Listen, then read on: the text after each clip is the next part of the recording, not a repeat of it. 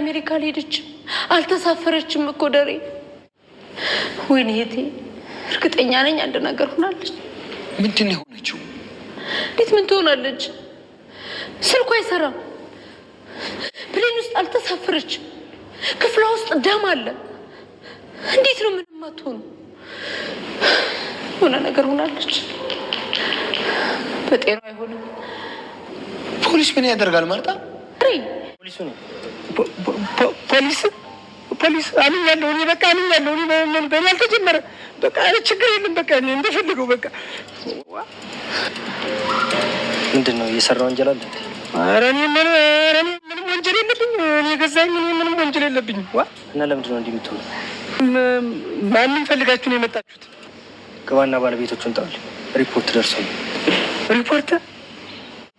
አንድ ሰው የተላከ ሪፖርት አለ። አቶ ደረጃ አሉ? አሁን የገቡ አሉ። ግን በሰላም ነው? ችግር የለውም። አንዴ ግባና ጥራል። እሺ ግባ። እስከዛ ልጥራቸው። መንካት አልነበረባትም። እኔ እንጃ ናታን። ዳጣ እዚህ ቤት የሆነ ነገር አለ። የሆነ ችግር ተፈጥሮ ሊሆን ይችላል። እስኪ ብቻ እነማዬ እስኪመለሱ እንጠብቃለን። እሺ በቃ ሎሚ በሻይ ብላፍላለን እና እሺ መጣ።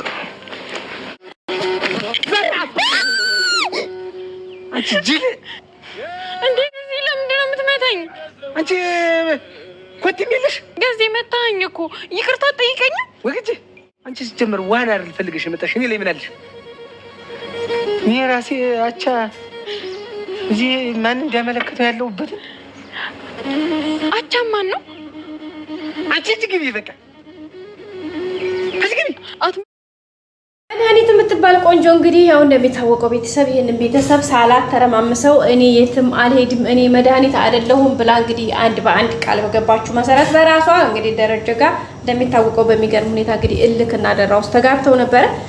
በዛም አማካኝነት እንግዲህ የራሷን ሴራ ሰርታ ነው የሄደችው። በጣም በሚያሳዝን ሁኔታ እንግዲህ በቃ የሚሆነውን ነገር አድርጋ ከባድ ችግር ቤተሰቡ ላይ ፈጥራን ሄደችው። እንግዲህ ከሀገር እንደምትወጣ ትኬት እንደቆረጠች ዛሬ እንደምትሄድ እያንዳንዱ ነገር ነው እነሱ የሚያውቁት የነበረው። እሷ ግን በዛ መልኩ ለመሄድ ሳይሆን እሷ እዚሁ ከተማ ነው ያለችው፣ ወይም ደግሞ ከኢትዮጵያ አልወጣችም፣ አዲስ አበባ ውስጥ ነው የተቀመጠችው።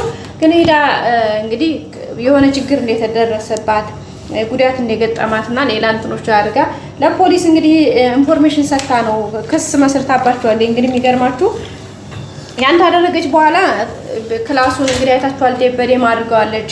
ሲቀጥል ትናንትና እንዳያችሁት ናታንና ውሃን የእንቅልፍ እንትን መድኃኒት ነበረ ጨምራ ያበላቻቸው እና በቃ በእንቅልፍና በእንትን የማይሆን ውስጥ ገብተው ነበረ።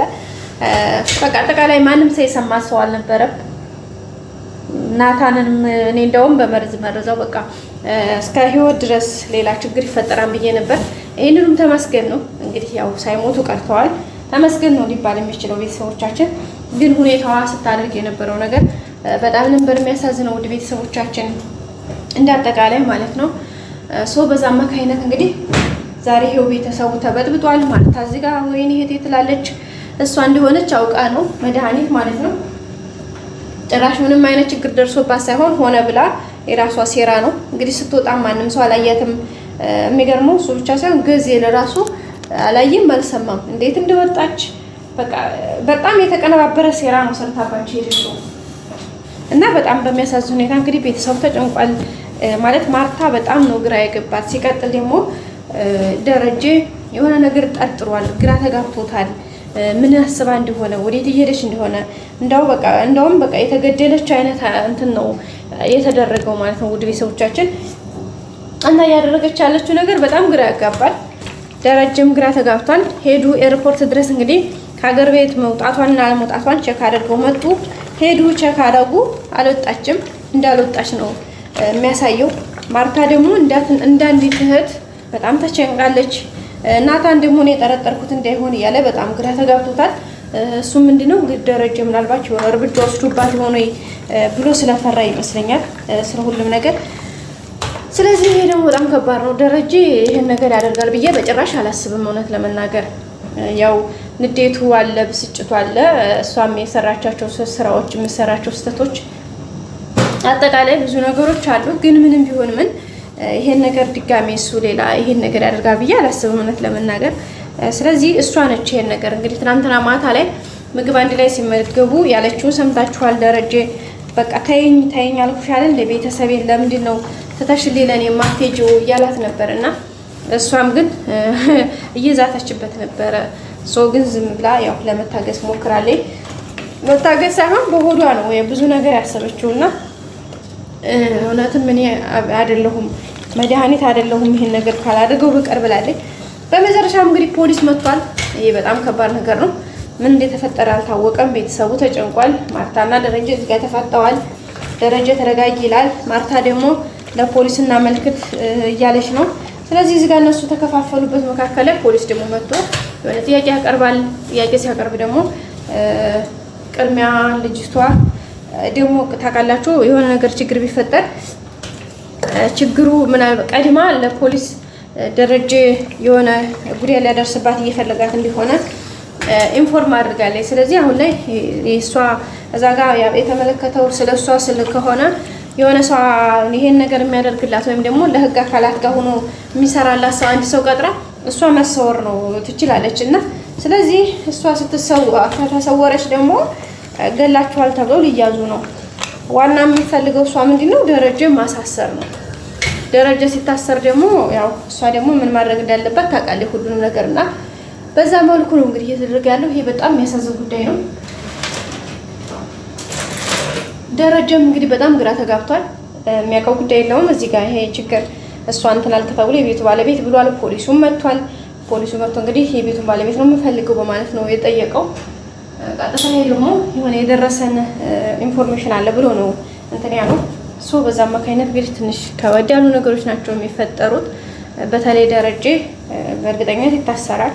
ምክንያቱም ይሄ ነገር እስከሚጣራ ድረስ እንዴት እንደሆነ ምናልባትም ካሜራ ካለ ካሜራ ታይቶ ብቻ ብዙ ጣውረዶች ይኖሩታል። እዚህ ቤተሰብ ጋር ደግሞ የሆነ ክፍተት ይኖራል። ማርታ እዚህ ጋር ብቻ የሆነ ነገር ብዙ ነገሮች አሉና እሱን ነገር ለማስተካከል የሚደረግ ነገር ነው ብዬ አስባለሁኝ።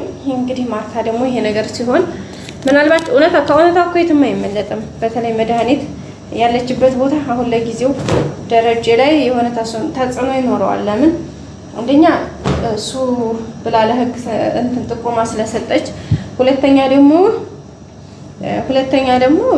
የቤት ኃላፊ እስከመሆኑ መጠን እስከሆነ ድረስ በዛም ይያዛል። ስለዚህ ይሄ ደግሞ በጣም ከባድ ነው። በተለይ ለማርታ የገደለው ባልሽ የሞተው ወንድምሽ ሀዘንሽ ቅጣጣ ከቤትሽ ያልወጣ ይላል ያገሬ ሶስት ተርትና በዛ አማካኝነት በጣም ነው የሚያሳዝነው። በጣም የሚገርም ነው። ቀጣይ እንግዲህ ሁሉም ነገር እንደሚስተካከል መልካምና እንደሚሆን ተስፋ እናደርጋለን ውድ ቤተሰቦቻችን። ሌላው ደግሞ እንትና ገዜ በጣም አሳዘነኝ ጋይስ። እስኪ ገዜ ያላሳዘናችሁ? ስማም ድንጋጤ እናንተ ሴት አስወልደ የመጣህ ብሎ ነው እንዴ? እኔ እኮ በቃ እንደውም ነፍስ አጥፍቶ የመጣ ነበር ገዜ። እንዴ ይሄን ያክል የሚያስጨንቀው የእሱን እህት ስላስረገዘ ምናልባት ጥሎ ስለመጣ ይሄን ያክል የነፍስ እንትን እንጂ እገልሃለሁ አለው ጋይስ። ወይኔ በላቸው ገዝዬ እዚህ ጋር ለዛና ገባለሁኝ ብሎ አላገባሁኝም፣ ሴት የሚባል አላቅም። በቃ አንቺ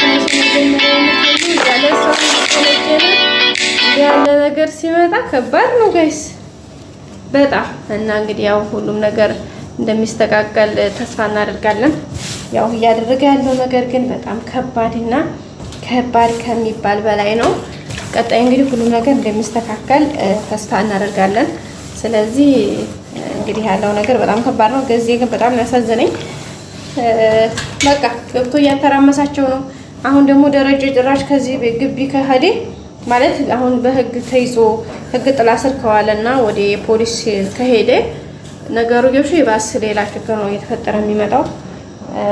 ገዜም እዚህ ጋር ይሄ ሰው እየመቶበታል። በጣም አያሳዝንም ጋይስ? እንዴ በጣም ነው የሚያሳዝነው።